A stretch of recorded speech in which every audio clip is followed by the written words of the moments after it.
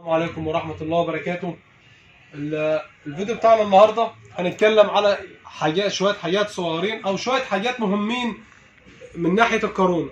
الناس اللي هي احنا اتكلمنا عليها مرة واثنين وثلاثة، وبرضه يعني في ناس كتير بتاع في نفس المشكلة. قلنا لما المارشالية يزعق معاك اقف بيبقى عندك مشكلة. لما تسمع خبطة في المشي وتنتيشة جامدة برضه اقف في مشكلة. لما تبقى مثلا طالع وتسمع خبطه في الطلعه او في الرجعه برضه في مشكله. لما ببقى ماشي واجي الم دبرياش واحس بونه او احس بتخبيط برضه بيبقى في عندي مشكله. احنا بنضطر بنقول الحاجات ديت يعني خبطه اثنين او ثلاثه بقف. لازم تقف. ليه تقف هنا؟ عشان ما توصلش للمرحله اللي احنا وصلنا لها دلوقتي، ما كنا بنحلها بنفورها ولقينا الوضع اللي احنا فيه. لان كان قلنا قبل كده ومره و20 ان اي مشكله في الكورونا بتوصلك لمرحله بتغرمك غرامه جامده. تمام؟ طيب الغرامه بتاعتنا النهارده اللي احنا هنخش لها دلوقتي ماهاش هتكفي حوالي 3000 جنيه. طب ليه 3000؟ بسبب الاهمال وبسبب ان انا ما بعملش او ما انا بشوف حاجه بنفض لها وبسمعها بكبر دماغي. لا. طب تعالى دلوقتي انا هوريك بسبب الاهمال بتاعك او بسبب ان انا نفضت ما حلش الكورونا، بسبب ان انا نفضت ما بصيتش على الخطه او الكلام ده كله وقلت بكره هبص او بعده مش عارف ايه. طب تعالى نشوفك ايه اللي حصل وهنوريك ايه اللي حصل في الكورونا عشان خاطر تبقى ما تسمع حاجه تبقى تعرف عشان ما توصلش للمرحله اللي احنا فيها. تعالى. اول حاجه دلوقتي عندنا وش الكورونا اهو، لسه معمول حالا الموتور احنا لسه مفورينه. ده دلوقتي وش الكورونا. المفروض هنا في بليه شعر المفروض بتركب في وش الكورونا هنا. ده طبعا مش موجود اهيت، والوش زي ما انت شايف بهوأ خالص من ناحيه يمين وشمال بسبب ان البليه مش موجوده والترس كال الوش زي ما انت شايفه كده. البليه ديت مقاسها كام؟ 16 بليه شعر 16 بتركب هنا عشان يركب فيها الترس بتاع الكورونا من الناحيه دي. بيركب فيها هنا كده عشان ده بيعمل عمليه اللف فيها، بيلف فيها بيبقى بليه سنداه من هنا وبليه سنداه من هنا وبيلف على البليه عشان ما ياكلش حديد في حديد. طيب البليه ديت بتفرط ازاي او ايه سبب فرطان البليه؟ انا هجيبها لك واحده واحده وفي الاخر اوصلك للمرحله اللي احنا عايزين نوصل لها. البليه ديت بتفرط ازاي؟ ان هي بتبقى اصلا فيها بليه اتكسرت. البليه الشعر دي بتبقى شبك زي ما انت عارف كله رص جنب بعضه. بيبقى فيها واحده كسرت وبتبقى انهارت ونزلت في الزيت، او بتبقى واحده انا حالل الكورونا بغسلها او بغير تروس وركبت بتبقى بليه سقطت من الشبكه لان الشبكه بتتسع من كتر الشغل، فبتروح منزلها بليه ولا حاجه واقعه منك.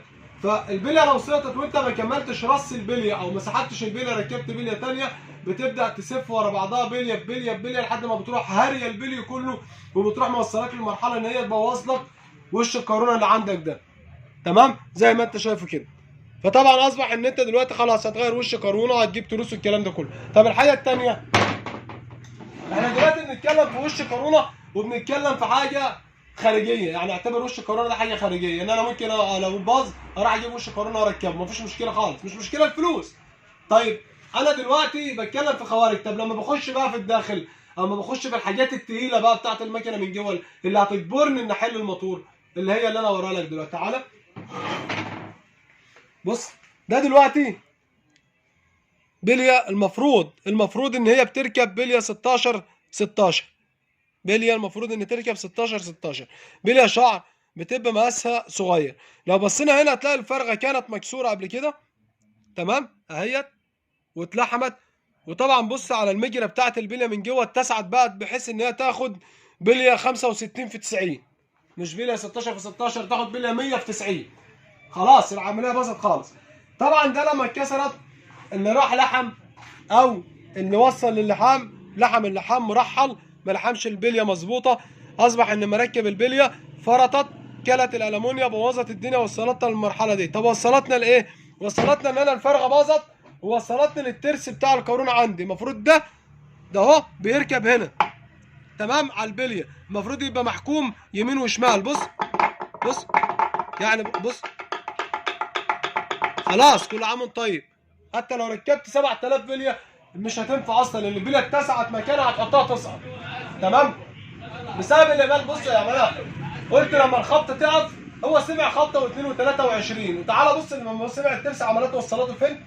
بص الترس بقى عامل ازاي. المفروض الترس بيبقى المنيم بتاعه كله بيبقى زي ده كده. ترس المناول البروحين ولا ايه عفوا بيبقى زي ده كده. بص سليم عشان ما يبقاش في تاكل لان بيشتغل على البليه. بص بقى الترس بتاعها من هنا التاكل لان ده كان شغال على وش الكورونا البليه اللي فرطه. بص بقى لما كانت البليه النحات اللي شغاله، بص بارتها ازاي، زي ما انت شايف كده بالظبط. بص عملتها زي ما يكون واحد على المخرطه وعملها زي نظام زومبا. يعني ده بالله عليك يرضي ربنا؟ اه. طب انا مش عارف. قلنا 100 مره يا جماعه، اللي يسمع خبطه بالذات في المرشليه، لان المرشليه يعتبر الخبطه بتاعته الكبيره اللي في الموتور. لان فرغه زي دي ب 1000 ونص النهارده و 1600. طقم تروس كورونا النهارده هروح اجيبهم ب 500 جنيه منول وبروحين. ولسه عندي طقم الرحايا راخر باظ بسبب ان ده باظ كسر طقم الرحايا. هجيب 9 رحايا راخر وهجيب وش كورونا. يعني انا عايز 3000 جنيه عشان اعمل الكورونا بس. يعني انا بحل موتور دلوقتي عشان اعمره يصرف 4000 او 4000 ونص او 5. تمام. انا بصرف على الكورونا لوحدها 3000 جنيه. يعني انا لما اروح اعمر موتور النهارده ببقى عامل حساب 3000 في الكورونا لوحده و5000 عمره موتور. بخش في 8 9000 جنيه عمره. طب ما احنا نوفر ده كله او نحافظ على نفسنا في سبيل ان احنا لما نسمع حاجه نقف. اولا الصنايعي مش هيخس على حاجه، بتاع قطع الغيار مش هيخس على حاجه، احنا مش خاص علينا، بتاع المخرطه مش خاص على حاجه. انت اللي هتشيل الليله كلها وانت اللي هتصرف وانت اللي هترجع في الاخر هتزعل. بس ما ترجعش تلوم لنفسك عشان احنا زهقنا من كتر الوانه اللي احنا بنقولها ونبهنا مره واثنين وثلاثه و20. والله المستعان. استنظرونا الفيديو الجاي ان شاء الله مع يسر الطرق.